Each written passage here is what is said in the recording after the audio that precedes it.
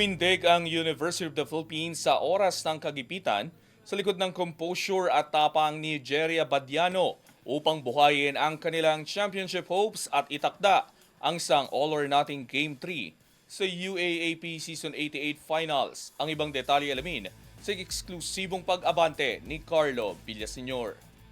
Sports Now. Sports Now. Exclusive.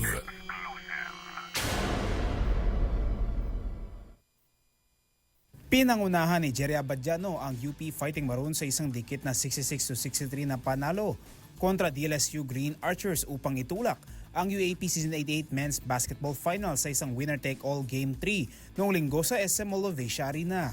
Sa eksklusibong panayam ng Abante Sports Now, iginit ni Badiano na ang pagbabalik ng mga maliliit na bagay ang naging susi sa kanilang bounce-back performance matapos mabigo sa Game 1. Aminado rin siyang hindi naging aperpekto ang kanilang laro at marami pa silang kailangan ayusin upang maging mas consistent sa susunod na laban. Nag-prepare kami ng bumalik kami sa maliliit na bagay, sa mga details na ginagawa namin sa preparation, and like yung backs out, yung proper stance namin sa depensa. Siguro yung pang key ngayong game, and hindi naman siya naging perfecto. Marami pa rin kaming lapses, and kailangan namin i-improve yun, and kailangan namin maging consistent sa game. Naging pangunahing sandata ng Fighting Maroons ang pagiging agresibo ni Badiano sa fourth quarter, kung saan siya nagpasok ng sunod-sunod na mahalagang jumper upang maagaw ang momentum sa dulo ng laro. Tinapos niya ang laban bilang top scorer ng UP na may 17 points, habang nagambag si Francis Noruca ng 13 points at 13 rebounds. Ang kaya Badiano hindi niya hinahanap ang pagiging bida sa Game 2, bagkus ay kinuha lamang niya ang mga oportunidad na ibinigay ng sitwasyon at binigyan din ng collective effort bilang dahilan ng kanilang panalo. Personally talaga gusto ko talaga manalo ngayong game. Lahat naman kami.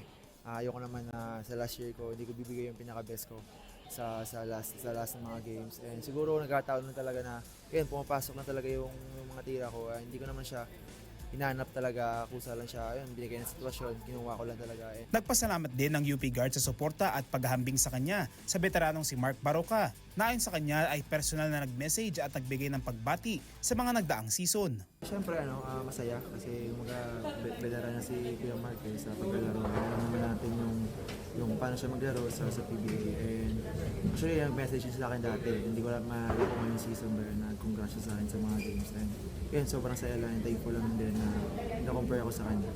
Bilang pagtatapos, nagpaabot ng mensahe si Badiano sa UP community bago ang deciding Game 3 sa December 17. Siyempre, nakita-kits tayo sa Game 3. Alam ko naman na nandiyan kayo palagi para supportahan kami. Manalo matalo, nandiyan kayo and hindi kayo nag-isawa para supportahan kami. Kita-kits tayo. Magtutuos muli ang UP at Lasal sa Miyerkules para sa Corona ng UAAP Season 88 kung saan inaasang muli magiging dikit at puno ng tensyon ang laban.